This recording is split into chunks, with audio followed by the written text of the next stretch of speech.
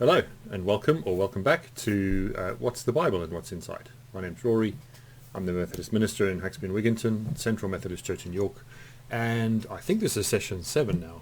We've been, in a very brief kind of whirlwind way, running our way through the Bible and having a look at what it is and where we think it came from and who we think wrote it. Not really asking too much about whether we believe it or whether we think that it tells historically accurate stories or where it fits into the worshipping life of a faith community necessarily, but mostly to look at it as a piece of literature, a collection of 66 books in the Old Testament and the New Testament, and asking how they got to be written, how they got to be chosen, how they got to be placed in the order that we have them now, and a little bit of what we might think the author of each of them, or the authors, want to have us take away from reading these books. None of them were written with the intent that they would end up in a Christian Bible that's used in Christian churches, and so we need to hold them carefully, and we need to hold them responsibly, and we need to not just assume things about them, but they are, more than anything, stories of people's encounter with themselves, each other, and God, and working out alone and together how they understand themselves, how they relate to anyone who's not like them, and how they want their story to be remembered and preserved for the generations that come after. So today we're moving on in the New Testament. Last week we began to look at the New Testament and we looked at the 4 Gospels, Matthew, Mark, Luke and John. And today we want to move on into just a single book, the book that comes immediately after those in the New Testament, the book of Acts, the Acts of the Apostles, or if, as my wife misheard me earlier saying, the Acts of the Opossums. If you're interested in the Acts of the Opossums, can I suggest that there are a number of webcams that you could look at. There is also the excellent Ice Age animated film series. From the second one onwards, you'll meet Crash and Eddie, 2 opossums in the Ice Age. And the Acts of the Opossums in Ice Age are a lot easier to understand and make sense of than the Acts of the Apostles, in the way that we have these complex stories written down. But of course I'm not going to be talking about opossums today, rather apostles. And if you don't know what an opossum is, or what the difference is between a possum and an opossum, well, there's another whole amazing adventure into new knowledge that lies ahead for you, should you choose to stop watching this now, because that's more important, or come back to it at a later stage. Yes, I do take this seriously. It is very important. The Bible is central to my life as a Christian, as a minister. I use it as a tool all the time. But it is also important to use it, as I've said already, wisely and responsibly. And so this video series is part of, as I've always done in the churches that I've been, holding the Bible and its stories not so much at arm's length with suspicion, but holding them critically and asking not just what we might learn from them that is worthy of our attention and worthy of our emulation, worthy of our deep consideration, but also what we might learn from them about the way that human beings are able to twist stories and tell stories to their own advantage, or to solidify the life they have, to proclaim it correct, or to set themselves apart from other people and proclaim themselves somehow better or more beloved human beings. We shouldn't be surprised that in the whole of the Bible we find everything we find in the whole of human nature, because we have complex stories written over thousands of years by people like you and I, just a little less technologically advanced, but no less or more human than we are, doing their best with whatever their intentions were to capture for themselves and maybe for us in time the stories that we have. So the Acts of the Apostles. Well, these sessions have normally been about half an hour. I can't say how long this will be because I don't know how long I'll talk for, but about half an hour is the longest it will be. Acts, as I said last week, is the second part of a set of writings that begin with the Gospel of Luke. It is quite obvious from the way the text is written, from the style, the content, the language, and the way the author describes themselves, that the same person fundamentally who wrote the Gospel of Luke wrote the Acts of the Apostles. It's also quite clear that even though we've sandwiched the Gospel of John in between them, this was meant to be a kind of continuous narrative, a story of salvation history, of God moving in the person of Jesus, moving for the salvation of the nation of Israel in the coming of the Messiah, and then beyond that, the church growing into the Roman-occupied world and into the lives of Gentiles, people who were not Jewish. And there is a definite move through Luke and Acts from a God who comes as a Jew to proclaim salvation for the Jews, who's very inclusive of Gentiles in Luke's Gospel, to by the end of the Acts of the Apostles, a church that is largely a Gentile church, a church that is not particularly Jewish at all anymore.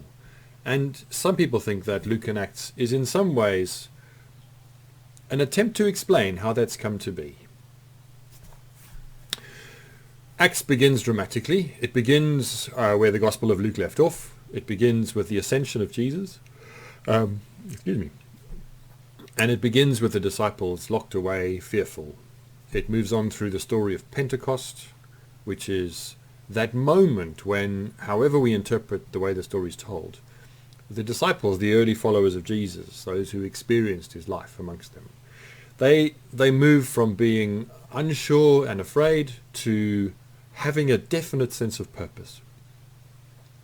In the events of Pentecost, they find their identity as those who must proclaim, must grow, must establish the messianic Judaism that they've discovered.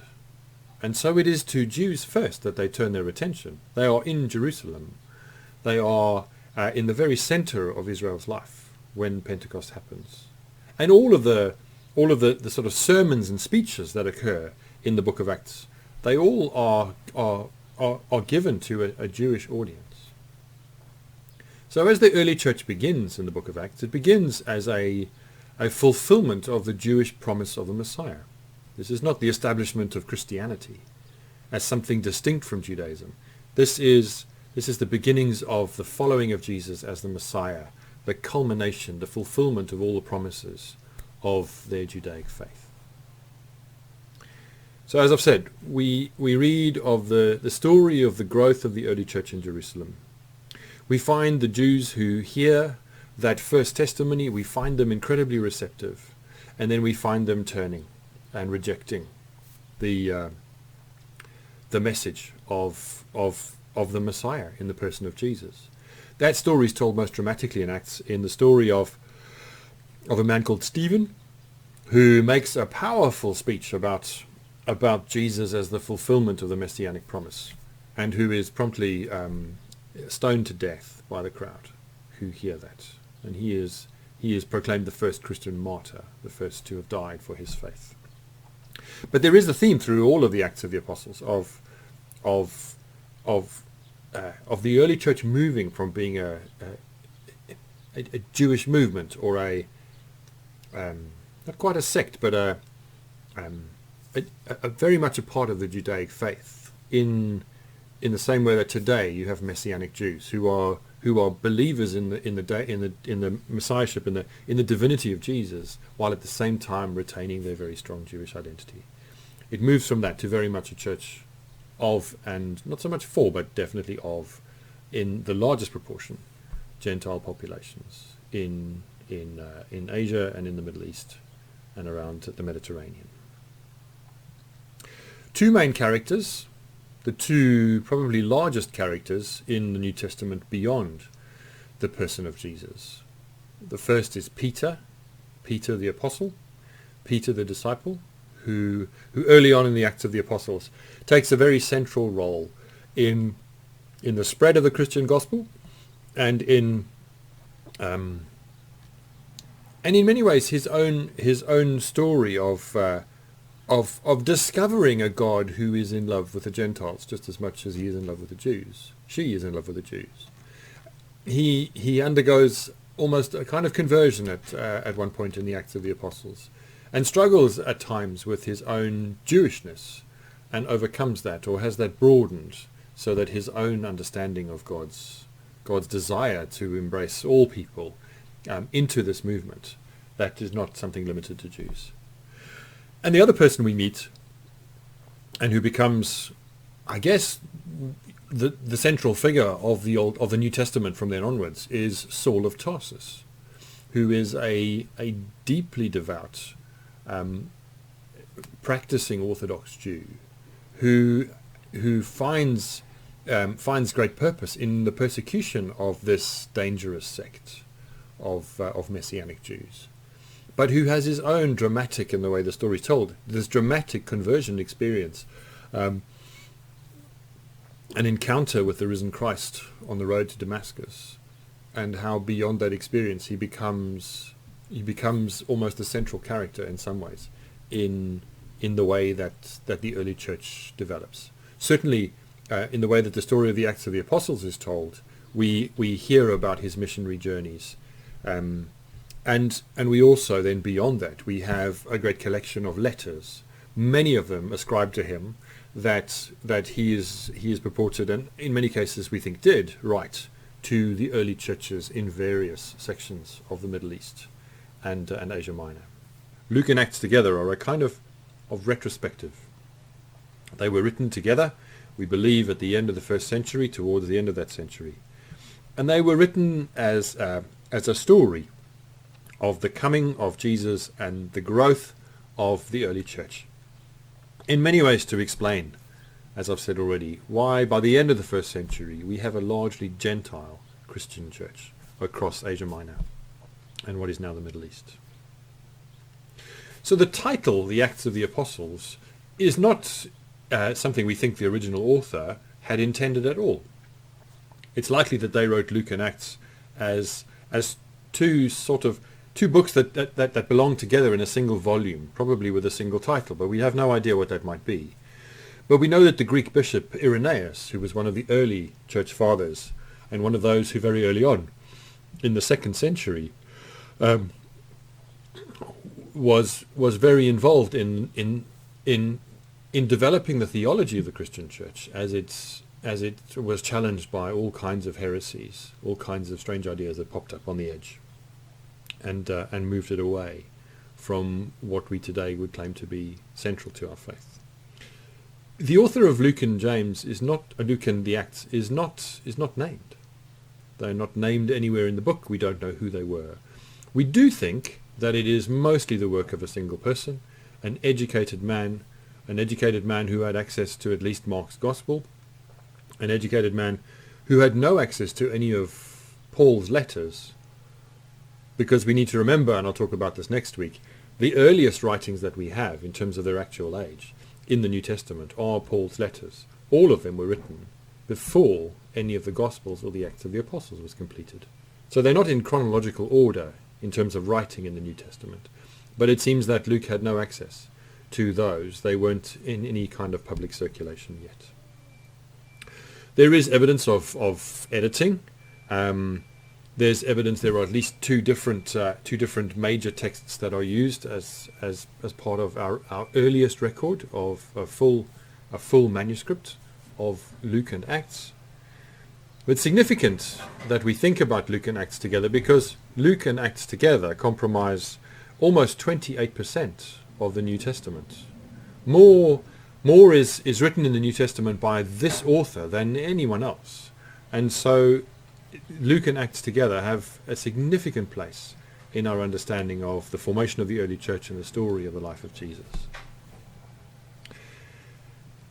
So the manuscripts we have, the oldest of the almost complete manuscripts, date from the 4th and the 6th centuries, and there are fragments from the 3rd century. The 6th century manuscript, which is called the Western manuscript, is slightly longer than the slightly longer than the 4th century manuscript. And in the places where it embellishes or continues stories on, it is mostly in the stories that explain the Jewish rejection of Jesus as Messiah, as part of as I've said already, a quite clear theme through the Acts of the Apostles, of a God who in Jesus has come to be the Messiah of the Jewish nation and the Jewish people, and through them to be good news to the world. But again and again we find in Acts, we find the stories of the Jewish people rejecting the Messiahship of Jesus, and so the church turning, as I've said already, in a Gentile direction. It was thought for a long time, a very long time, that the Acts of the Apostles were an historical record of the establishment of the early church. That what we had here was a history, an accurate and reliable and trustworthy history, even if not 100% historically accurate, of the establishment of the early church. But that's been in doubt for some time now, and since the 1950s, since in the middle of the last century, an enormous explosion in not just the biblical sources that were available, but also in terms of the scholarship available, the science available, the ability to engage critically with the Bible and the appetite to do so. It's become clear in the minds of most who study the Acts of the Apostles that what we're reading is not so much a history of the early church, but a theological explanation of salvation history in Luke and Acts through the lens of this particular author. As I've said already, a man who was clearly educated, spoke Greek. We know that from the way the text is written, and more of a theological statement of this great salvation story that God is telling through the person of Jesus into the establishment of the early church. That far more than it is historically accurate as a piece of literature. In terms of its structure, it is very much the story of a journey, the story of a journey of this faith, this system of beliefs, this in the person of Jesus, moving from being very much centered in Jerusalem in the early church's establishment, very much into the Roman Empire. And we find in Paul's letters, his letters are written to churches all over Asia Minor, which are all part of the Roman Empire. And the most substantial of those letters, or one of them, is written to the Romans themselves, to the early church in Rome, suffering persecution and establishing itself and wrestling with its life in the midst of the Roman Empire and all that brought with it.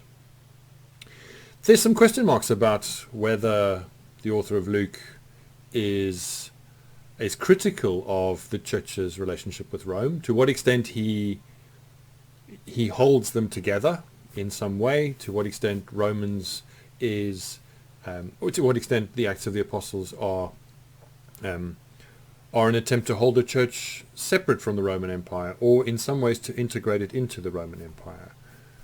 Again, there's much disagreement about that, but it is a source of scholarly conversation.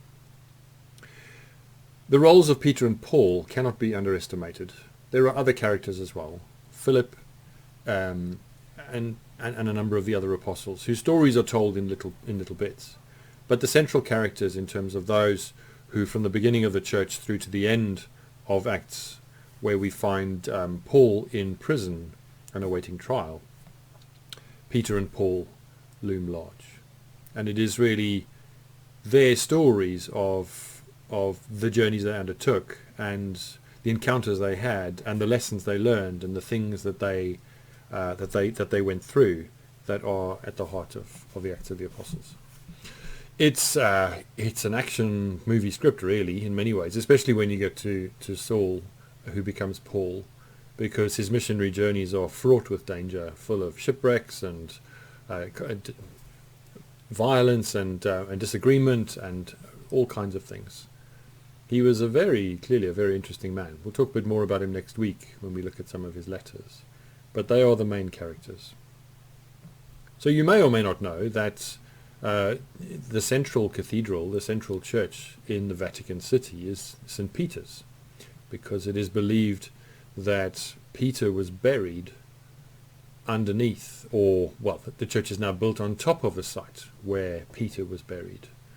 And if you go into Wikipedia or any of the other pages that might look at that as a story, there's a lot of faith involved in proclaiming it's built over the birthplace, or the burial place of St. Peter.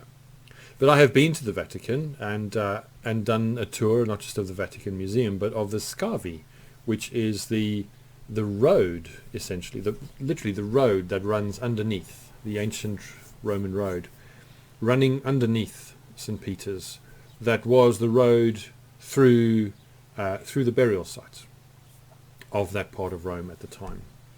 And bones have been found, and bones have been declared the bones of Peter, and then other bones were found in a niche in a wall, and some inscriptions seem to suggest that there's just the possibility that potentially maybe this particular set of bones, which belonged to a 60, 70-year-old man, might just be the bones of Peter.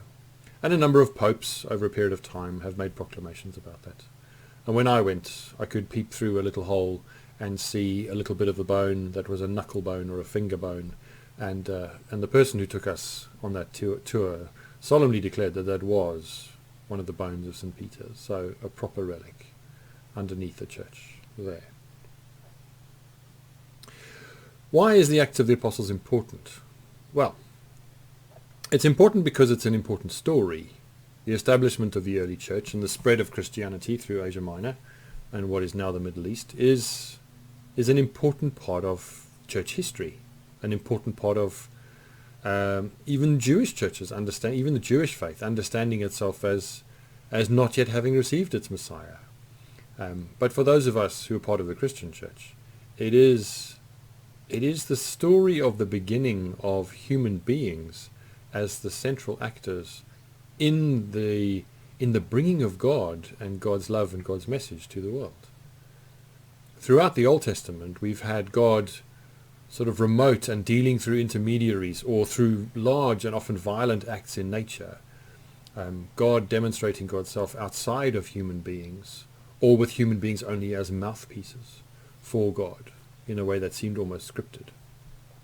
We move then through Jesus, God incarnate, if you believe that part of the story, into the ascension, where Jesus leaves, and the early church, finding God alive in themselves. And there's a lot of reference in Acts of the Apostles to the Spirit, to the power of God present and alive and active, not so much around people, but within people and between people in the way that they lived.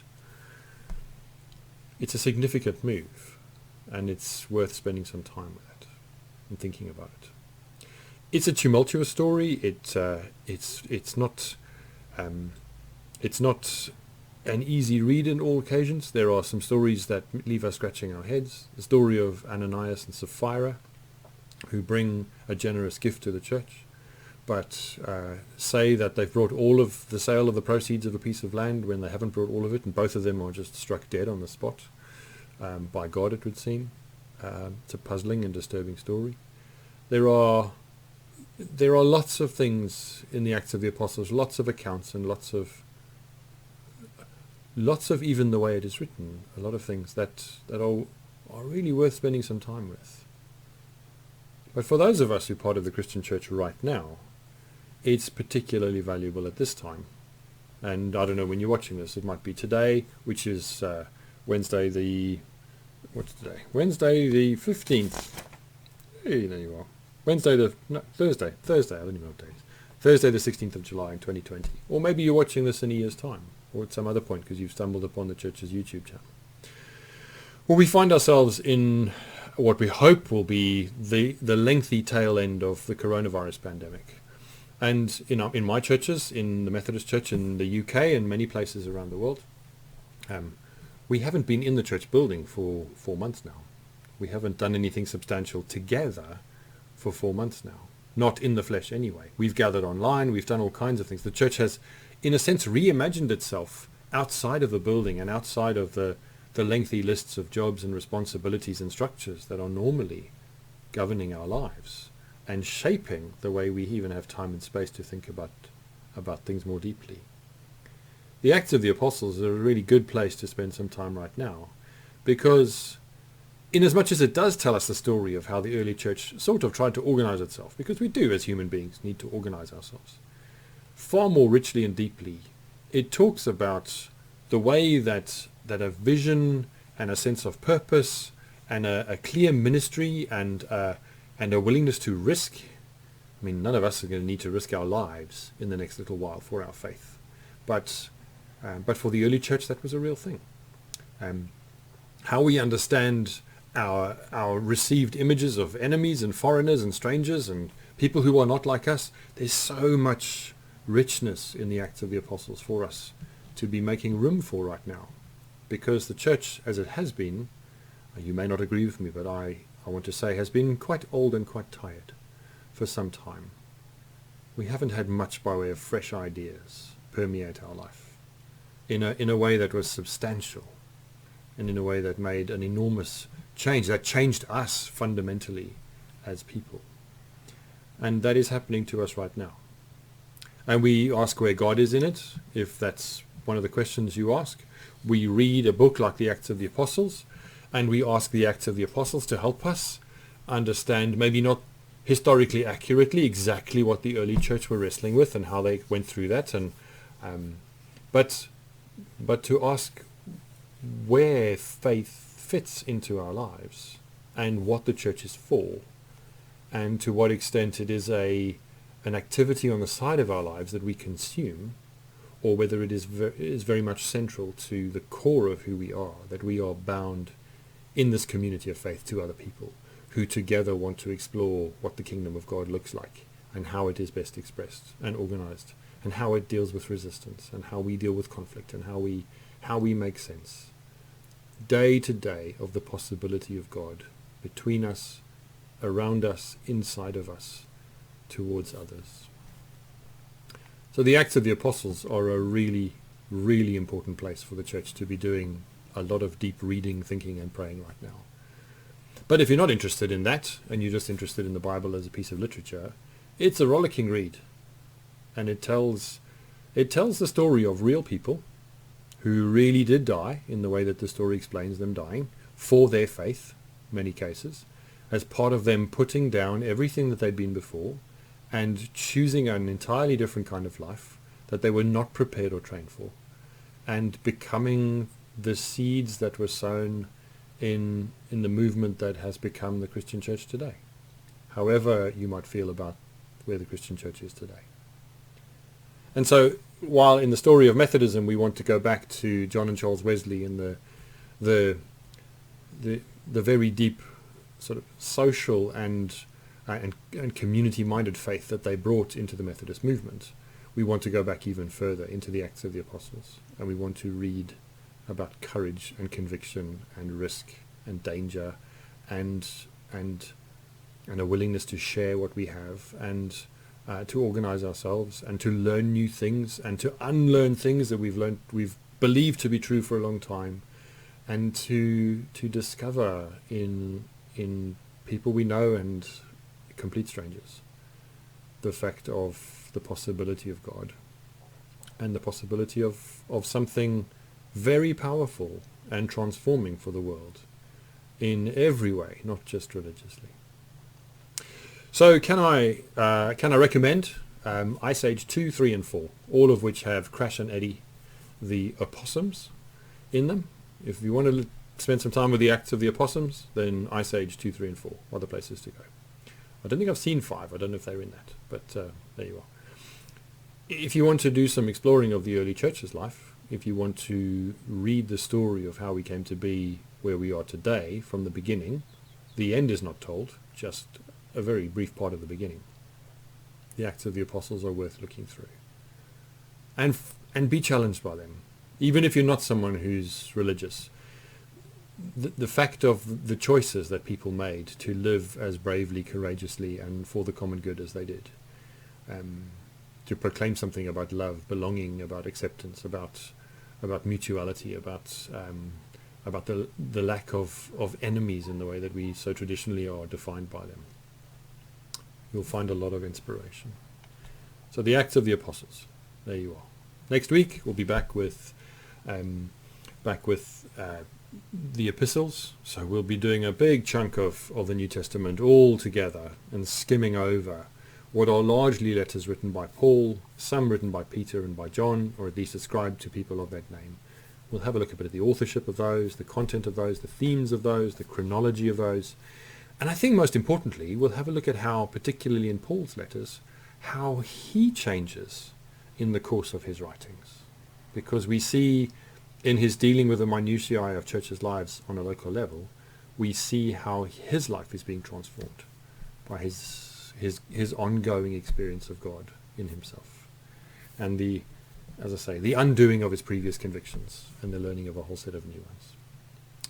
So there's Acts for you. If you want to go back, if you haven't watched any more, and start from the beginning, there are 6 other sessions to watch. I think we'll be drawing to a close in another couple of sessions. And just to say that next week there won't be a session because I'll be taking a few days off. And so I won't be doing this next Thursday. But we'll be back the following week to pick up Paul's letters and the letters of other authors in the New Testament. Take care. Cheers.